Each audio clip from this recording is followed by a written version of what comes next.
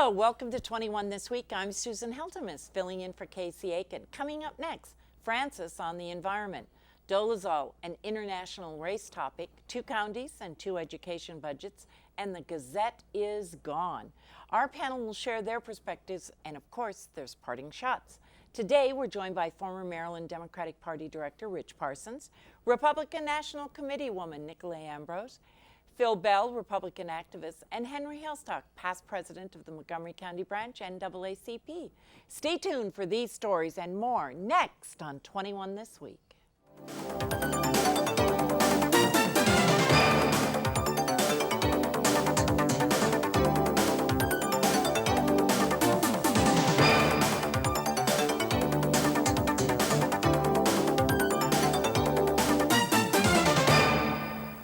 The earth is beginning to look more and more like an immense pile of filth, wrote Pope Francis this week in his encyclical on the environment.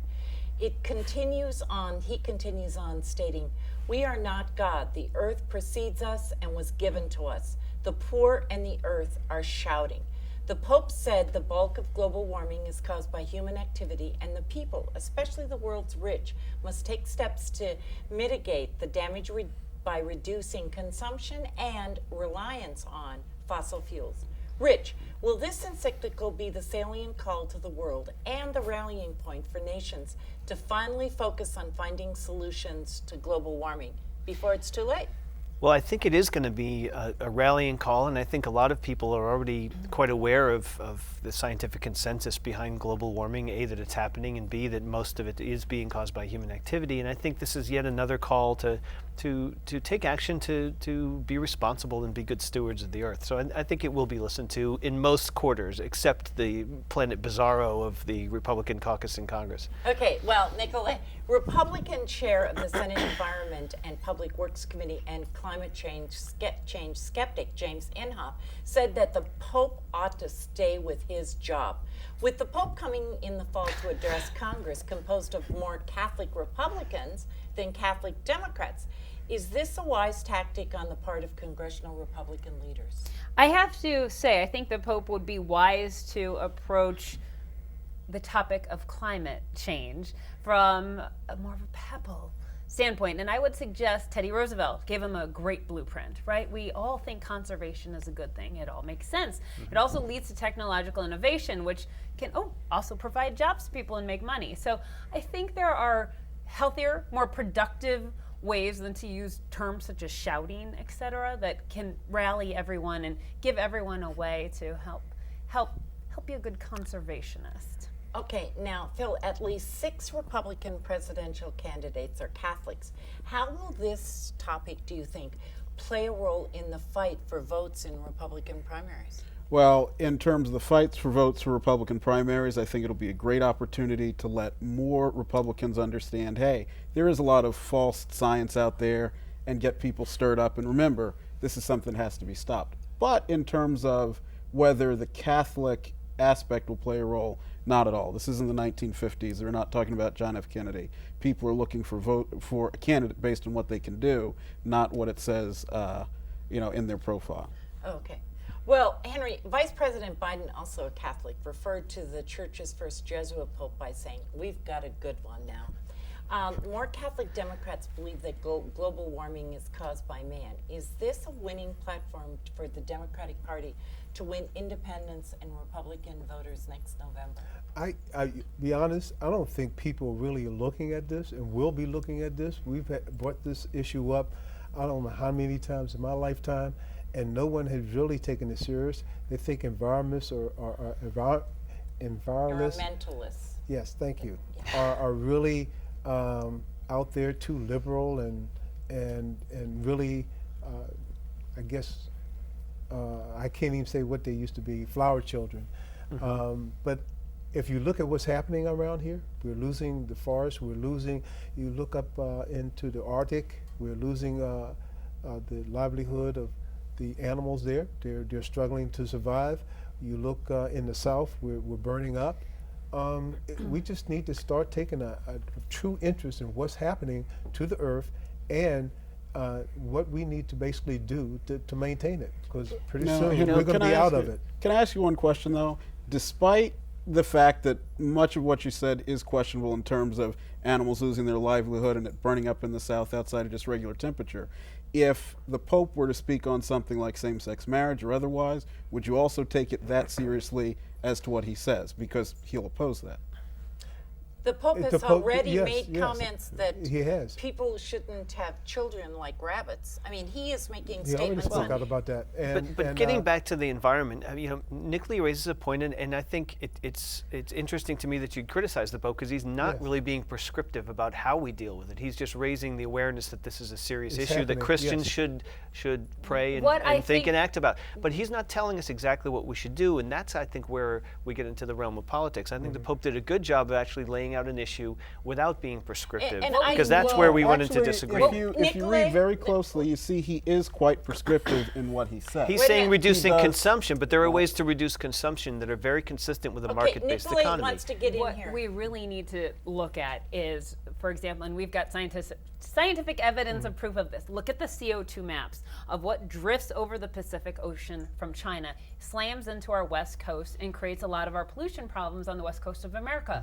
Or, for example, I was on a State Department call with Sudan, and I'm of course representing the Republican point of view. She was a female representing the Democratic point of view. Great, room full of men in Sudan, and here were women, but she kept bringing up the topic of environmentalism and pollution. These people don't have roofs over their head, can't feed themselves, and we're talking about the But developed he world. kept We saying the need industrialized countries need to change. And on The that problem note, is the developed world. We got to stop right now. We're going to come back to this. I know we could have done the whole show on this, and maybe we should have. Developing The, world. the name Rachel Dolezal echoed around the world as the world discussed race in a different way.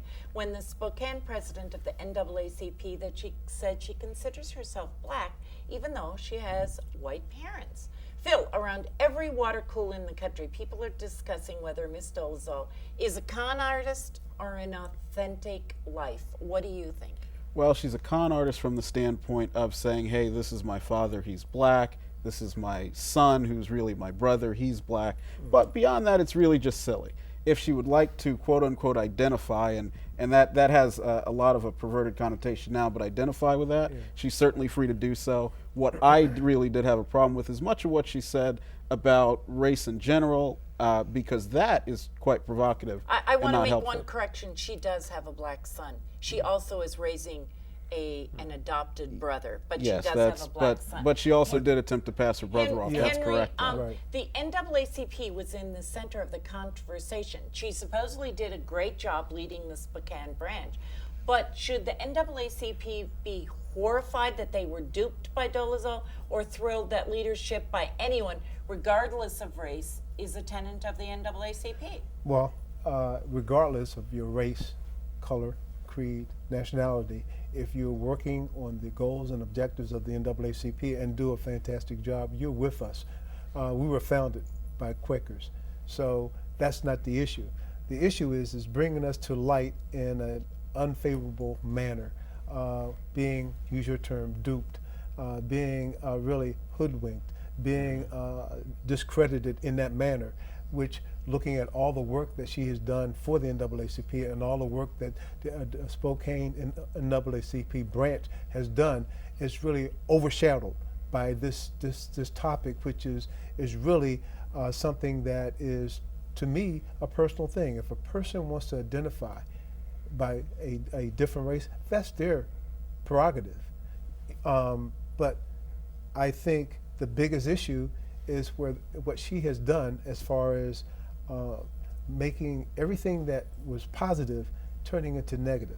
And now they're wondering if she's doing it on purpose to get book consignments and coming out here to get all of this publicity, bringing her to light. How did it come to light in the first place?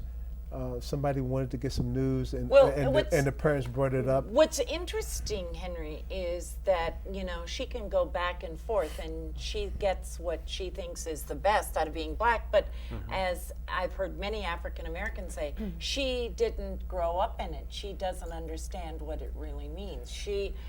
So it is a fine line. And as one person said, how many people want to be black when they're white? She's had the exposure. I got to hand that. She had the exposure. She had 4 adopted siblings who are black. But look, you remember the movie Imitation of Life? Okay, if you don't, and you get the book, read the book. I think this is really indicative of what that story really brought to life. Someone that went past from being actually black, trying to be white, and then feeling bad, going back to their heritage and coming back again. That's this lady. I think she has a big problem. If she had not lied, if she come forth and said, "I relate to them, I want to be them, like them, I want to work for them," She did that's that something in different. backtracking. That's backtracking. Yeah. And nobody likes to the side thing. If she come forth and done that again. But going back to your original question, I think the NAACP is correct in saying that we admire her work, but we have a problem with her lying and scheming and coming forth like Rich, that. Rich, what are bringing you more to light. hearing out there from your friends? What I'm hearing is, it's not that it's not who she is or what race she identifies with. It's the fact that she was misleading to people, and the fact that she misled people is really grounds for dismissal in a leadership position of a respected organization. She resigned, and she lost her job teaching African studies. She lost her job. They said goodbye. Yeah. I feel sorry for her in that I watched the interviews and I think of her responses to certain questions. She talked about how she's always felt isolated. So her entire life, no matter how she's identified, she's felt isolated, and I assume that means to this moment. She talked about when she was asked if she was a con artist, her answer was, "I don't think so." So obviously she thinks she is. So you have to feel sorry for someone who's just so insecure and not comfortable in any place. And then I think about her raising these two boys. And does she pretend at home? No, Did she never let her guard down? I mean, you have to. Her boys say she's a wonderful human being, and That's not the question. It is the question of feeling you have to lie and deceive everyone and have an alternate life, and how wearying that must be. I must say this is the first time I've heard of someone trying to pass as black. So on that note, I bet we talk about this some more too. Stay tuned. We're going to be right back after a short break.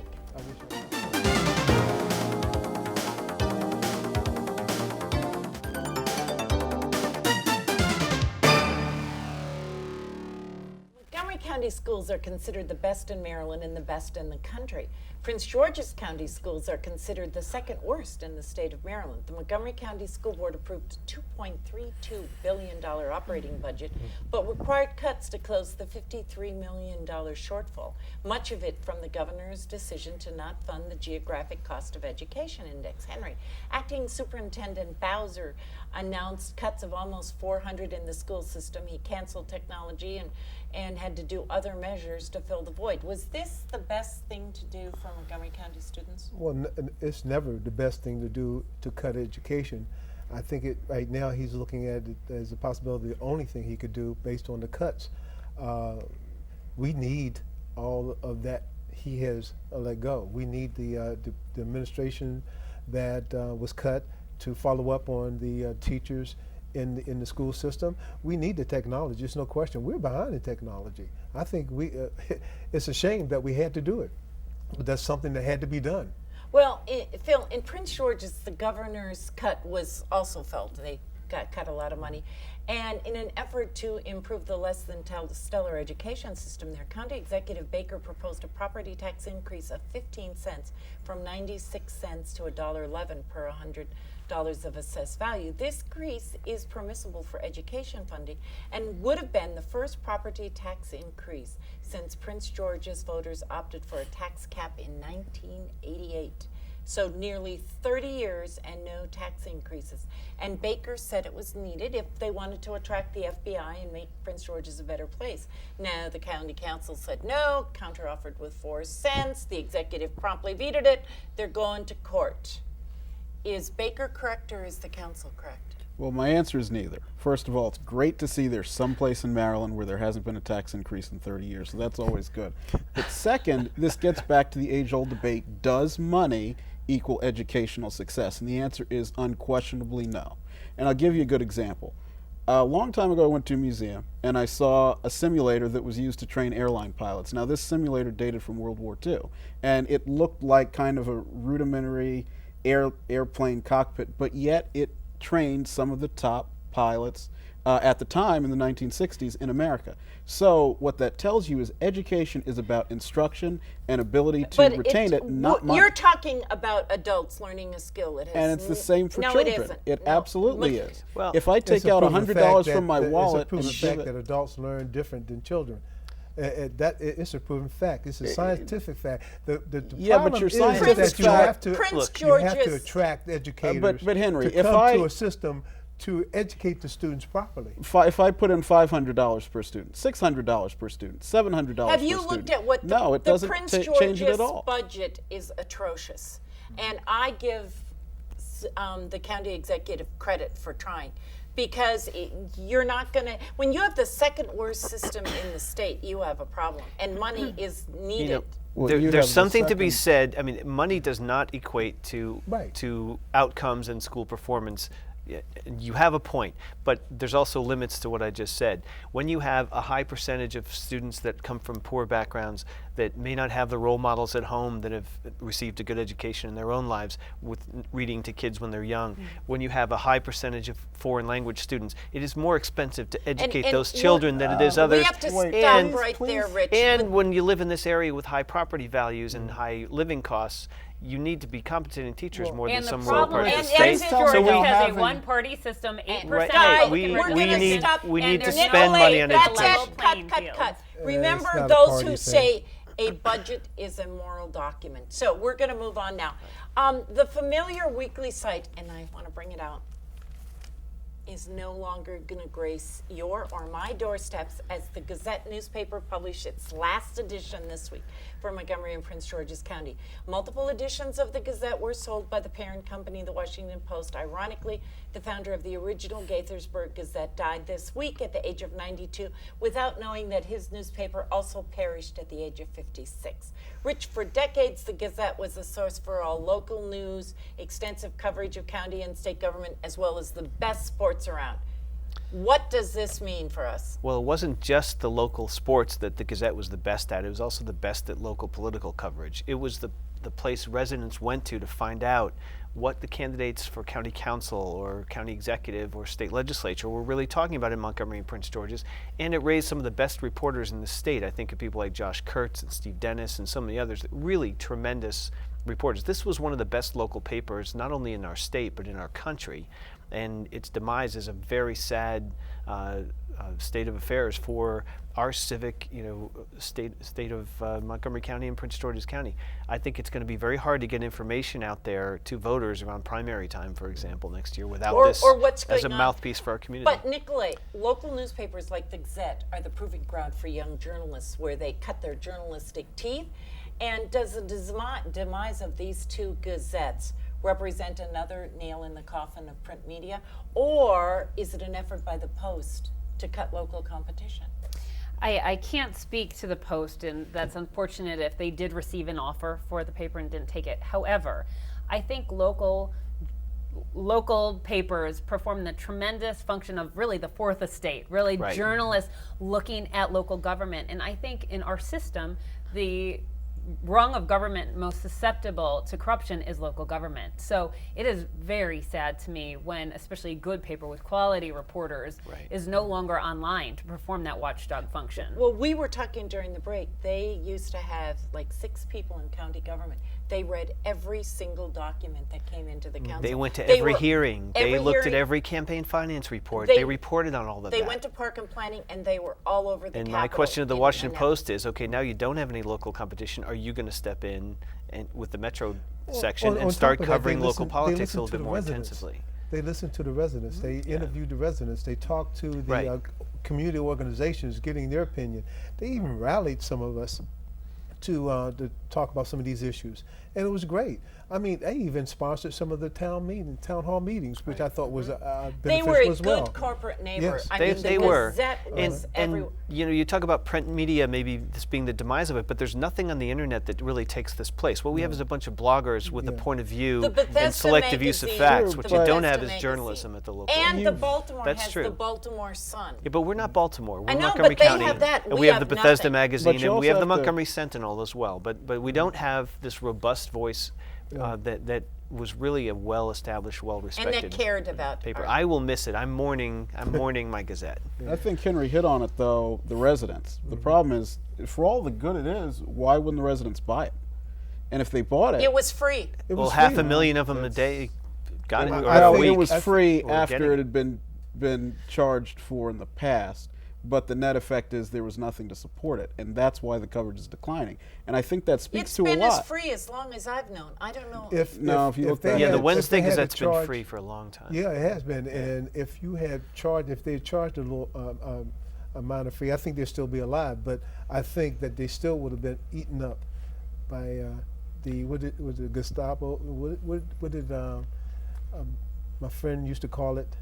The guy, I can't think of the name of it, but the Washington Post. You know, they ate it up because The 800-pound gorilla next door. yes, you know. Yes. the gorilla, but he It- called it something else. It is Gestapo, really, Gazette, or really something like that. unfortunate for us. And they used to have the Friday Journal of Business and Right. Politics, which was great coverage too. And Yes. that went away first, and now this.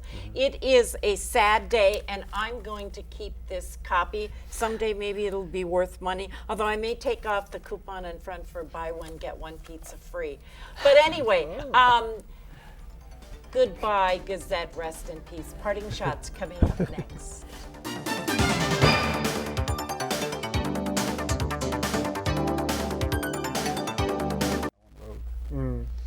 Now with parting shots. Rich, you're starting out first. Well, this week, the Montgomery County Chamber celebrates its 56th year anniversary, and they're recognizing a personal friend of mine, but also somebody I think it's worth giving a shout out today for my parting shot. And his name's Steve Robbins. He's an attorney here in town that does a lot of the land use cases that you've seen. But one of the things he's done since I was involved with the Chamber back years and years ago was once a year, the county business community gets together to honor those people who run into burning buildings and run into the face of danger on our streets when we're running the other way. That's our fire and police. And Steve Robbins has been the chairman of the county chamber's public safety luncheon every year and done such a great job. I just want to say congratulations to Steve and the county chamber on turning 56. Okay, Nicolee. And I just want to extend a big, huge thank you to Dr. Alveda King. She's the niece of Reverend Dr. Martin Luther King and A.D. King. She came to Baltimore last week to really explore ways we can try to rebuild the city and help that beautiful city achieve its potential. So huge thanks out there to Dr. King, and we look forward to having you back in the great state of Maryland. Thank you. Okay, Phil, you're up. Thank you. I'd just like to mourn the passing of Jimmy Lee. He was a great finance executive. It's very sad that it came at a time where bankers and the financial system is looked at in a negative way, but this is a guy that got started running a merchant bank at age 28, which for anybody is outstanding. So he did a lot to prop up and support the companies we work with on a daily basis, and he'll very much be missed. And Henry, you're last. My heart goes out to the families in Charleston. I think it's something that we need to look at as far as the hate crimes that are happening here in America, and we need to try to do something as a people and come together and work this out. We need it. God help them and God bless them. Yes, it was a tragic week in Charleston, and I think we all send them our prayers and our heartfelt sympathy. So until next time, I want you to follow 21 This Week on social media, and I assume you're going to be back next week for Montgomery County's hardest hitting political talk show. There is so much going on. We didn't do much this week, but next week I hope we get a chance to talk about the presidential races and all the exciting things that are going on. Folks, you got to keep coming back because this is going to be a great place to be for the next year. So anyway, for 21 This Week, I'm Susan Heltemes, and hopefully Casey will be back next week, but if he's not, the rest of us are going to put in a little bit of effort between now and then. So for 21 This Week, again, I'm Susan Heltemes. Bye for now.